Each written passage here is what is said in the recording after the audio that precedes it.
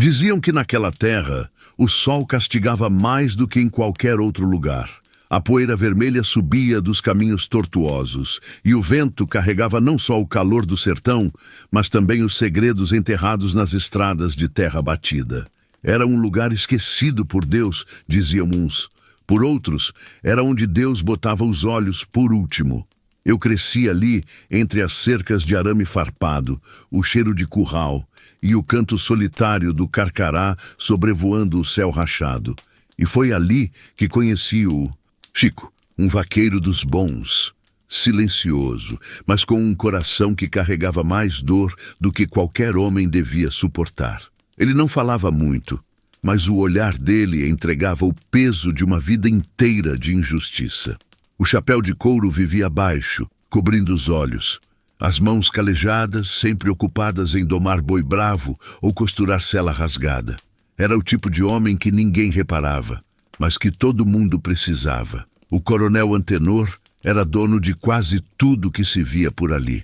A fazenda dele era a maior da região. Terra sem fim, gado a perder de vista e poder que se espalhava até as repartições da cidade. Os homens da política o chamavam de excelência nas visitas disfarçadas que faziam. Mas a gente sabia que por trás daquelas portas de madeira grossa se escondia um homem sem alma. E foi por causa dele que tudo começou a desandar. Seu Raimundo era um camponês velho, daqueles que tiravam leite da vaca antes do sol nascer e só descansavam quando a última galinha se recolhia no poleiro. A filha dele, Rosa, era uma flor em meio ao mato seco. Tinha o olhar doce, mas triste. A beleza dela era coisa que não combinava com aquele lugar sofrido. E foi isso que chamou a atenção do coronel. As visitas dele à casa do seu Raimundo começaram com desculpas. Primeiro para falar do milho, depois do bezerro doente. Mas era sempre Rosa que ele olhava. O velho não gostava, mas o medo calava a boca dele. Todo mundo tinha medo do coronel. Até o padre fazia vista grossa. O coronel dava dinheiro para a igreja e mandava no sermão. Eu soube da primeira vez que Rosa voltou chorando do casarão. Tentaram esconder, mas a dor dela vazava pelos olhos. A mãe dizia que era uma queda, um susto, um cansaço.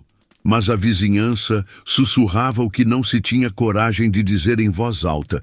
O coronel estava abusando da menina. E o Chico viu. Ele estava levando uma cela consertada para o galpão quando escutou os gritos abafados.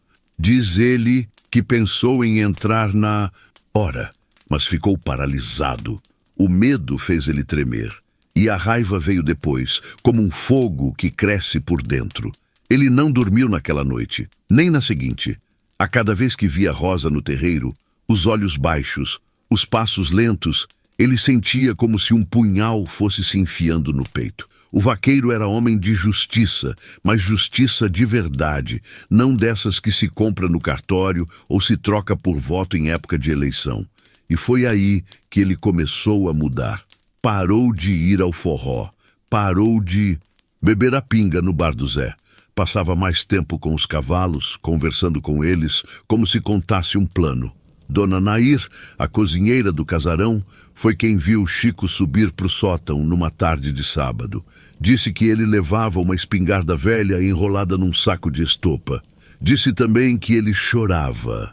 Chorava como quem sabia que ia fazer uma coisa sem volta.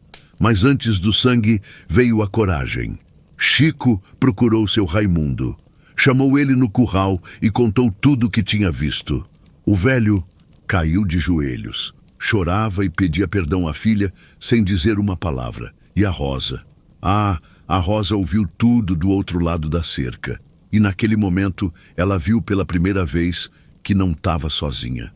Na noite seguinte, o coronel mandou buscar Rosa de novo. Mandou 2 jagunços armados, como se fosse uma visita qualquer.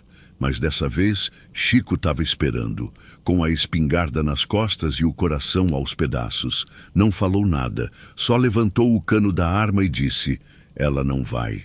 Os jagunços riram. Um deles tentou puxar o revólver, mas Chico atirou primeiro. Um tiro só, seco. O outro fugiu sem olhar para trás. A notícia correu como rastilho de pólvora. O coronel ficou possesso, jurou vingança, disse que ia fazer o Chico pagar com a vida, com a da família dele, com a de qualquer um que tivesse visto e não falado nada. E o medo voltou a tomar conta da vila. Mas dessa vez, algo era diferente. Na manhã seguinte, Rosa apareceu na frente da igreja com os olhos firmes. Disse em voz alta o que o coronel fazia com ela. Ninguém a interrompeu. Nem mesmo o padre, e o silêncio que veio depois foi como um grito preso na garganta de todos. Era como se pela primeira vez o povo enxergasse que o medo não era maior que a vergonha. O coronel mandou prender Chico, mas o delegado se recusou. Disse que enquanto ele fosse a lei naquele lugar, não ia trancar um homem por proteger uma menina. Foi a primeira vez que alguém desobedeceu o coronel em público. Ele ficou roxo de ódio. Tentou comprar o delegado, não conseguiu. Tentou ameaçar, não adiantou. A cidade estava do lado do vaqueiro.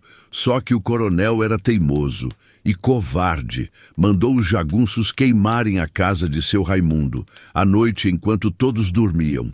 O fogo consumiu tudo. Rosa sobreviveu porque estava dormindo na casa de uma vizinha, mas seu Raimundo, ele se foi sem dizer adeus. Chico ficou transtornado.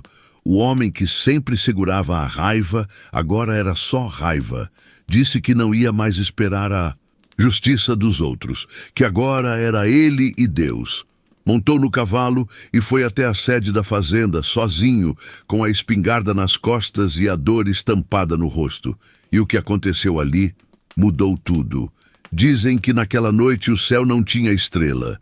Era como se até os astros se escondessem do que estava por acontecer. Chico galopava, como se tivesse o diabo no encalço, mas era a justiça que corria junto dele. O cavalo relinchava alto e os cascos batiam forte no chão rachado, fazendo eco por todo o vale. Quem escutou jura que era um som de vingança vindo da alma. Chegando na fazenda não houve aviso nem rodeio. O portão foi arrebentado com um chute só e o primeiro jagunço que tentou barrar o vaqueiro levou a coronhada no meio da cara. Chico entrou pela sala principal como quem conhece o caminho de cor. Os criados se esconderam. Ninguém ousou chamar ajuda. Só os cães latiam, como se também soubessem que aquele era o fim de um tempo. O coronel estava na varanda, sentado numa cadeira de balanço com um copo de cachaça na mão e um olhar de desprezo. Ainda achava que era dono de tudo.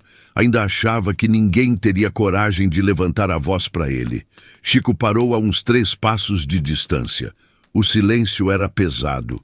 Só o ranger da cadeira quebrava a tensão. "Você perdeu o juízo, vaqueiro?"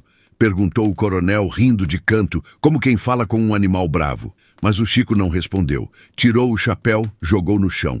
Os olhos dele eram 2 brasas. Mão firme na espingarda. E então falou, com a voz arrastada, como se cada palavra custasse um pedaço da alma. "Você matou um homem bom. Acabou com uma família, machucou uma menina que só tinha doçura no coração e ainda quer se achar dono do mundo." O coronel se levantou, agora sem rir. "Você vai morrer por essa ousadia, Chico. Ninguém enfrenta o dono dessas terras e sai andando. Pois hoje a terra vai ter um dono a menos", respondeu o vaqueiro. A troca de tiros foi rápida. 2 estampidos, 2 corpos no chão. Mas só um ficou de pé. O coronel caiu para trás, com os olhos arregalados, como se não acreditasse que o mundo tinha mudado de rumo. Chico, mesmo ferido de raspão no ombro, permaneceu de pé. Olhou ao redor. Ninguém veio. Ninguém gritou. Porque no fundo todo mundo sabia que aquilo era o certo. A notícia da morte do coronel espalhou mais rápido que vento em fogo de palha. O povo, que antes tremia ao ouvir o nome dele, agora respirava como se tirassem uma pedra do peito. Mas o medo não some assim de uma hora para outra. Alguns ainda cochichavam, diziam que os filhos do coronel viriam buscar vingança, que a polícia da capital ia descer para o sertão e que o Chico ia acabar apodrecendo na cadeia. Mas não foi isso que aconteceu. Na manhã seguinte, o delegado chamou uma reunião na praça. Todo mundo foi, até os que nunca saíam de casa. até os que fingiam que nada viam. O delegado subiu num caixote e falou alto, como quem rasga a própria coragem. O coronel Antenor cometeu crimes. Crimes que muita gente viu e se calou. Mas hoje, ninguém mais vai silenciar por medo. O vaqueiro Chico não matou um homem.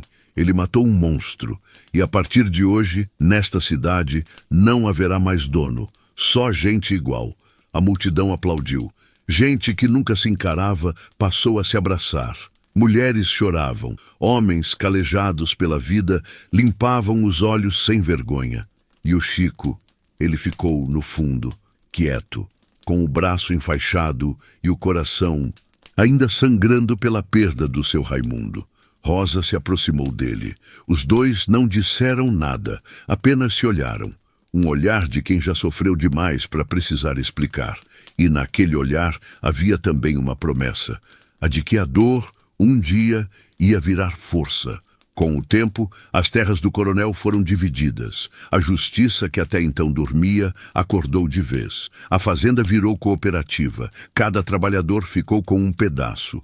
As casas foram reconstruídas. A escola, antes esquecida, recebeu tinta nova e professores que realmente ensinavam. Mas Chico, ele não quis nada, nem terra, nem título, nem homenagem. Disse que não tinha feito por glória, que só queria silêncio. Voltou a cuidar dos bois, voltou a calar mais do que falar. Mas agora, quando passava, todo mundo tirava o chapéu. As crianças corriam atrás do cavalo, as mulheres ofereciam café, e os homens respeitavam sem precisar temer. Rosa começou a escrever. Pegou gosto pelas palavras. Contava sua história em folhas, de caderno que depois viraram livro. Um livro simples, sem editora, mas que rodava de mão em mão, ensinando que até o mais fraco tem voz, e que o silêncio não pode ser resposta para a dor de ninguém. Passaram-se anos, e um dia, numa manhã clara, sem nuvem no céu, Chico desapareceu. O cavalo foi encontrado perto do rio, com a sela pendurada. As pegadas iam até a beira da água e sumiam. Alguns dizem que ele se afogou. Outros que foi embora para recomeçar em outro canto. Mas eu gosto de pensar que ele virou parte da terra que ajudou a libertar. Porque todo povo precisa de herói, mas nem todo herói precisa de estátua. Às vezes, ele só precisa de silêncio, de um campo aberto, de um pôr do sol tingido de laranja e de um povo que nunca mais se cale. A justiça não veio por decreto. Veio pelo braço de um homem simples com alma grande. E é por isso que até hoje, quando alguém sofre calado por medo, o nome de Chico é lembrado em sussurros, como se fosse oração. O tempo tem um jeito estranho de passar quando a justiça encontra lugar para fincar raiz. Depois da morte do coronel, não foi como se tudo mudasse de uma hora para outra. Ainda tinha medo nas esquinas, desconfiança no olhar de quem sofreu demais. Mas havia uma esperança nova, que ninguém sabia muito bem como nomear. Era como se o ar tivesse ficado mais leve, mesmo com o calor do sertão ainda ardendo nas costas da gente. A fazenda foi rebatizada. Não se falava mais Fazenda Antenor. Agora era chamada apenas de Terra do Povo. Foi ali que começaram as primeiras reuniões sobre cooperativa, que se falou em escola para todos, que mulheres começaram a ser ouvidas como nunca antes. Rosa era uma dessas vozes, não só por tudo que viveu, mas porque ela sabia o que dizer, como dizer, e tinha um coração que, mesmo depois de tanto esmagado, ainda sabia bater por justiça. Ela se tornou a figura mais respeitada daquela comunidade. Cuidava da biblioteca recém-criada, ajudava a ensinar as crianças a ler e escrevia cartas para os analfabetos que queriam mandar notícias para parentes distantes. Numa dessas cartas, ela contou, com os olhos brilhando, que o vaqueiro que salvou sua vida agora era uma lembrança viva em cada passo que aquele povo dava. Mas mesmo com tanta transformação, havia ainda quem não aceitava a nova ordem. Um dos filhos do coronel, o tal do Afonso, tinha ido embora depois da morte do pai, mas voltou anos depois, mais frio, mais perigoso. Trazia no mundo bolso dinheiro sujo e nas costas a vontade de tomar de volta o que dizia ser seu por direito. Afonso começou a comprar os arredores, terras vizinhas, jagunços antigos, vozes da política que ainda lhe deviam favores. Aos poucos foi cercando a terra do povo, não com cercas, mas com medo disfarçado de proposta. Oferecia dinheiro em troca de silêncio, fazia ameaças suaves em almoços fingidamente cordiais. A ideia dele era retomar o trono do pai, mas com mãos limpas, ao menos diante dos olhos da justiça formal. O povo, porém, lembrava. Sabia que por trás daquele paletó bem passado batia o mesmo coração podre do coronel. Foi nessa época que o nome de Chico voltou a ser dito com mais força. Alguns diziam que ele vivia escondido nos matos. Outros juravam que ele tinha ido para o sul trabalhar com criação de cavalo. Mas ninguém sabia ao certo. Era como se tivesse virado lenda, um símbolo. E talvez, por isso mesmo, tenha sido tão poderoso quando ele reapareceu. Foi num fim de tarde. O céu se enchia de nuvens pesadas e o cheiro de chuva estava no ar. Rosa estava no terreiro, plantando mudas com os alunos da escola nova, quando ouviu um tropel vindo do norte. Achou que fosse mais um comprador de fora, mas o coração dela soube antes que os olhos confirmassem. Era ele, com os cabelos mais brancos, a barba mais cerrada e o mesmo olhar de quem carrega o mundo no peito. Chico desceu do cavalo sem dizer palavra, e a comoção tomou a vila. Ele não veio para se vingar, nem para mandar em ninguém. Veio porque soube que Afonso estava de volta, e ele sabia que o mal, quando não é arrancado pela raiz, brota de novo mais forte. Reuniu os moradores na antiga sala da fazenda, agora transformada em salão comunitário. Disse apenas: não deixem que o medo volte, porque se ele voltar, leva tudo. E dessa vez, leva até a alma. Afonso ficou sabendo do retorno de Chico e foi até a vila, cheio de seguranças. Tentou discursar, disse que queria investir, construir estrada, trazer progresso, mas o povo não quis ouvir. Ninguém o aplaudiu. Só olharam, calados, como se encarassem o fantasma de um tempo que não queriam mais. No dia seguinte, o carro de Afonso foi cercado por vaqueiros, não armados, não violentos, mas determinados. Era o povo dizendo que ele não era mais bem-vindo. E pela primeira vez, ele sentiu o gosto do medo que seu pai espalhou por tanto tempo. Foi embora sem dizer adeus, com o rosto pálido e o nome enterrado na poeira da estrada. Com a ameaça afastada, Chico ficou mais um tempo. Reviu amigos, ajudou a reconstruir o estábulo da cooperativa, ensinou técnicas de montaria para os mais jovens. Mas a alma dele ainda era de estrada. Não se prendia a paredes, nem a títulos. Numa manhã sem aviso, partiu de novo. Só deixou uma carta com Rosa.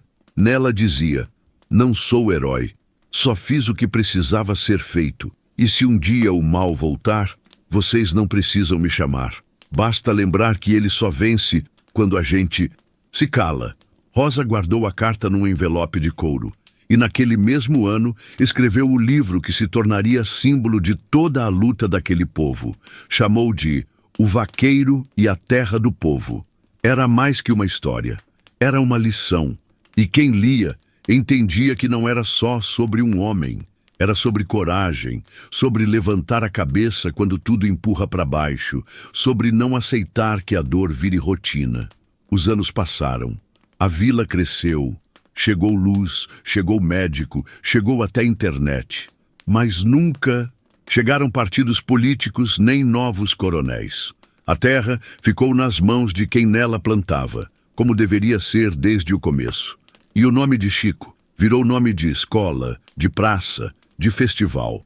Mas mais do que isso, virou uma forma de viver. Um jeito simples, mas firme de dizer: aqui ninguém cala ninguém.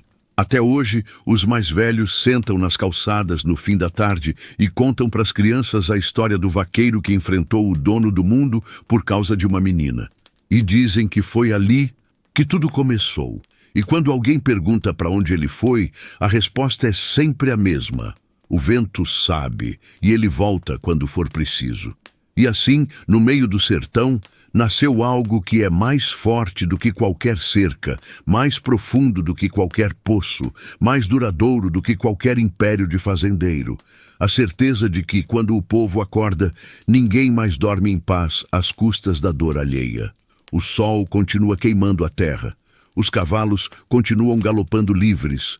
E o nome do vaqueiro continua ecoando como oração entre as pedras e o mato seco. Porque quando um homem se levanta com coragem, mesmo sozinho, ele nunca está de fato só. Ele se torna raiz, tronco e sombra para todos que vêm depois. E é por isso que o povo daquela vila simples, no fim de cada missa, ainda sussurra com fé no coração, que nunca mais venha outro coronel, mas se vier, que nasça outro vaqueiro.